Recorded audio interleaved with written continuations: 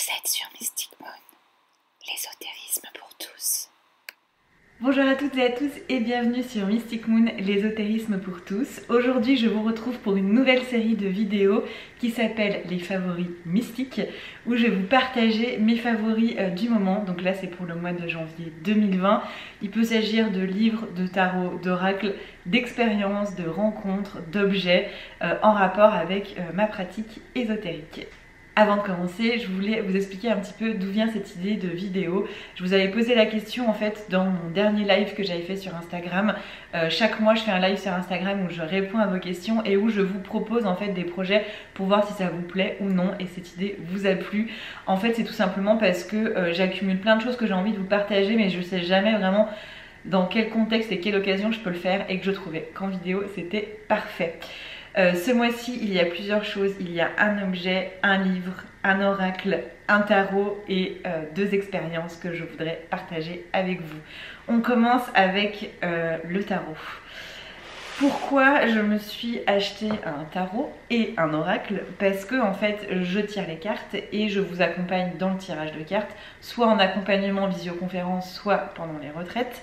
Et du coup, tous mes tarots et oracles sont utilisés pour vous aussi, et soit à distance, soit en vrai, où vous touchez les objets, où vous pouvez les utiliser. Et en fait, j'avais du mal du coup à continuer de me tirer les cartes pour moi-même avec ces mêmes jeux. Comme si j'avais perdu un lien en fait avec eux.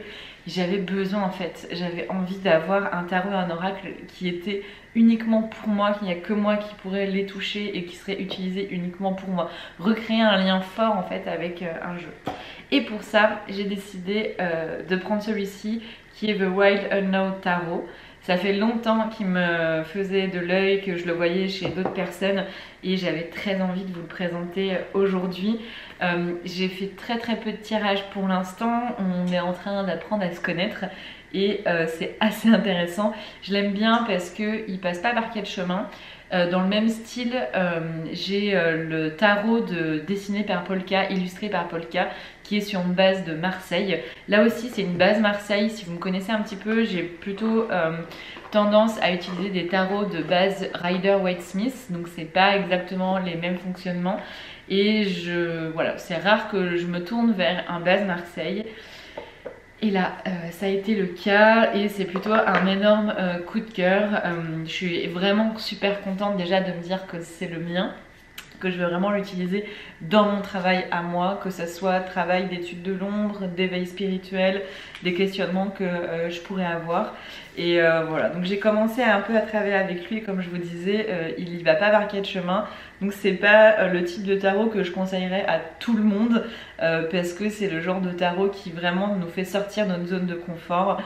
C'est comme je vous disais un peu comme le Polka, donc le tarot de Marseille dessiné par Polka, que j'utilise parfois dans les tirages que je vous fais, que j'utilise entre autres pour le tirage de Samhain parce que je trouve qu'il est très bien pour l'introspection et je pense que celui-ci aussi sera très bien pour tous les sujets d'introspection.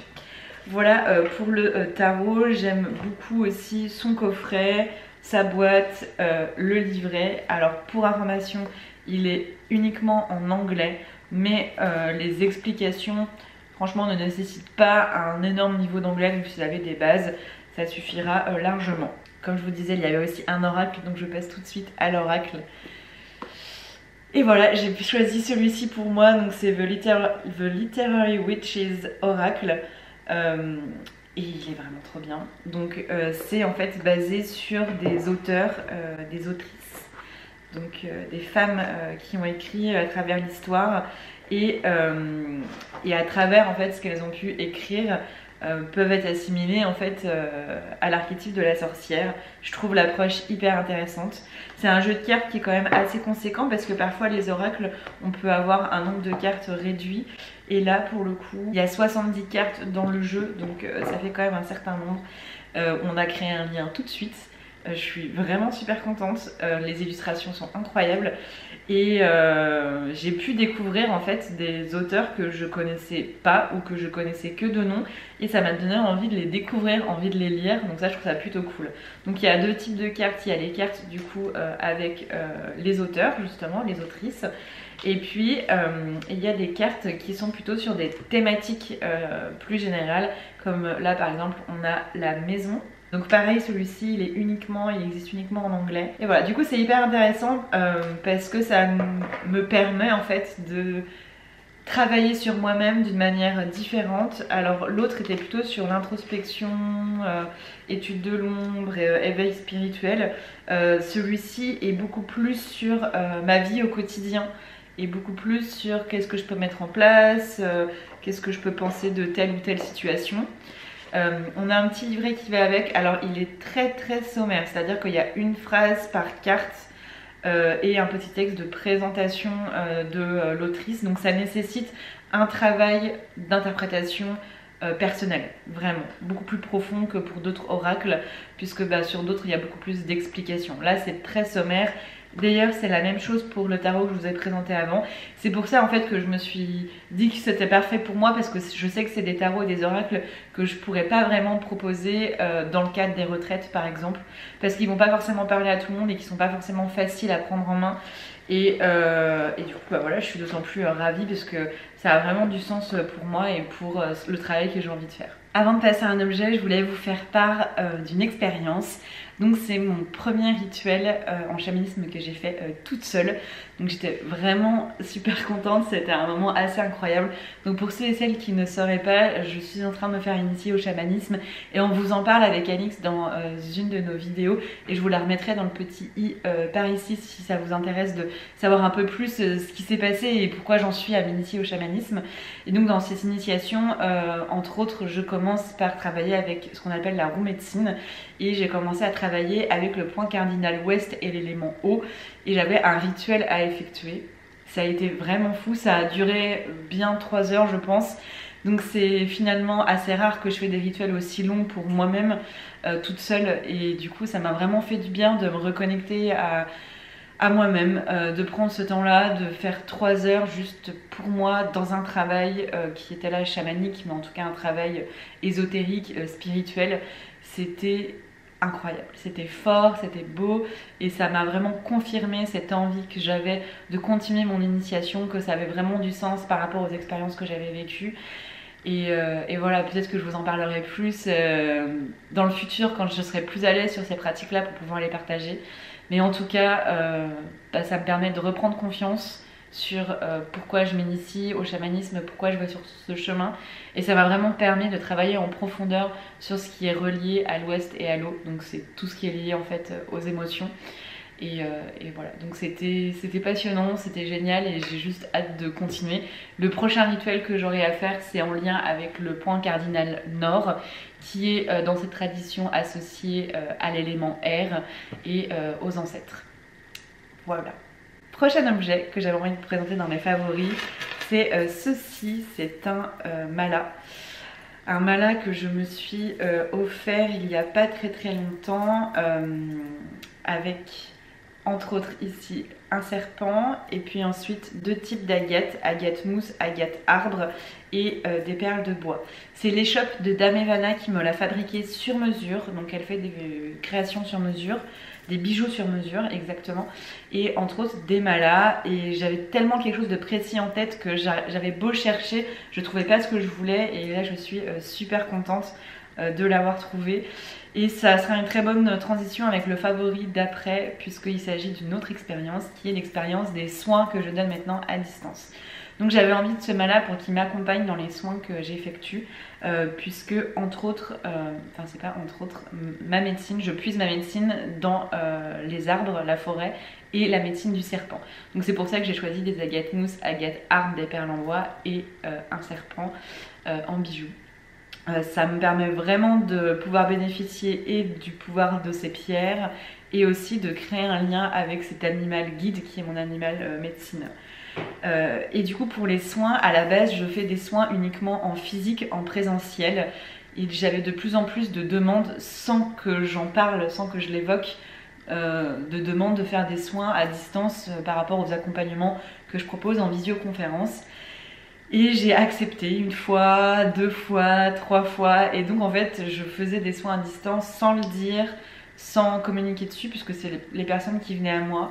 Et ça a débuté en même temps que je commençais mon initiation au chamanisme et je me suis dit que tout ça était en train de se mettre en place en fait et que c'était des signes qui étaient assez forts et importants. Et j'ai donc décidé officiellement de me lancer dans les soins à distance. Ça sera en lien en dessous de la vidéo, puisque j'ai lancé en fait une première vague test avec un prix hyper préférentiel pour pouvoir tester une méthode. C'est-à-dire que jusqu'à maintenant, je faisais des soins sans l'avoir communiqué publiquement. Donc c'est des personnes qui venaient à moi pour faire des soins et je m'arrangeais pour que le soin puisse se faire, mais j'avais pas forcément une méthode claire à communiquer à la personne et je le faisais vraiment comme je le sentais. Là j'ai décidé du coup de le professionnaliser, si je peux dire, avec une méthode pour moi, pour vous, que ce soit clair pour tout le monde. Et j'ai fait mes 3 premiers soins là cette semaine au moment où je filme et c'était vraiment superbe et c'était hyper intéressant. Il en est ressorti des choses complètement folles, des choses... Ouais, je peux pas vraiment en parler parce que je veux préserver en fait tout simplement l'intimité des personnes qui ont fait appel à moi, mais en tout cas il y a des choses qui ont ressorti qui étaient hyper intéressantes et ça me donne aussi la confiance de continuer sur cette voie et j'ai toujours du coup ce mot-là avec moi que je porte pendant que je fais les soins et vraiment je sens que ça m'aide et que ça m'accompagne dans ce que je fais. Et on termine ces favoris mystiques avec un livre, c'est Secret de sorcière, une initiation à notre histoire et nos savoirs. C'est édité à de la Martinière Jeunesse et ça a été créé par Julie Légère, Elsa White et Laura Pérez. Je l'avais vu et je m'étais dit qu'il était juste magnifique et j'étais surtout finalement intriguée par l'objet sans trop savoir ce que j'allais pouvoir y retrouver au-delà que forcément on allait parler d'histoire et de sorcellerie. Vu que j'ai lu des livres assez conséquents sur le sujet, je me suis dit que je ne pensais pas vraiment que j'allais apprendre de nouvelles choses. Alors en effet, j'apprends pas forcément de nouvelles choses. Il y a quand même quelques petits détails que je retrouve ici, que je retrouve pas ailleurs. Il y a aussi des très gros événements importants de l'histoire de la sorcellerie qui ne sont pas présents. C'est normal, c'est un livre qui est avant tout un bel objet, illustré de manière magnifique et incroyable. Et je pense qu'il y a aussi une idée de découverte, donc ça va pas forcément très très loin. Surtout qu'en fait, il y a toute une partie du livre qui est en effet sur l'histoire, mais il y a aussi toute une partie du livre qui va aller plutôt sur tout ce qui est pratique. Donc on a par exemple les symboles, on a certains outils et qui sont abordés de manière très très light. Ça vraiment ça survole, donc finalement on survole la partie histoire, la partie pratique. Donc en ça c'est pas un livre que je recommanderais si vous avez envie de vous lancer dans la sorcellerie, parce que très très clairement on est loin d'avoir les bases pour moi nécessaires et essentielles. Par contre, si vous aimez les beaux livres et que vous avez envie de vous faire plaisir au niveau des illustrations et retrouver quand même quelques essentiels, je le conseille. Enfin franchement je regrette pas du tout, je le trouve magnifique et je trouve que c'est hyper sympa à découvrir par en fait le biais aussi des illustrations. Donc voilà, gros coup de cœur sur les illustrations, très clairement je le trouve magnifique. Et voilà pour les favoris mystiques de ce mois de janvier. J'espère que ça vous aura plu. N'hésitez pas à me dire en commentaire ce que vous en avez pensé. Est-ce que je continue cette série ou pas. Voilà, je vais essayer de faire en sorte de vous trouver en fait les trucs qui vraiment m'ont marqué et pour le mois en cours et de vous les partager. Merci beaucoup de m'avoir suivi et je vous dis à bientôt sur Mystic Moon. Ainsi soit-il. C'était Mystic Moon, l'ésotérisme pour tous.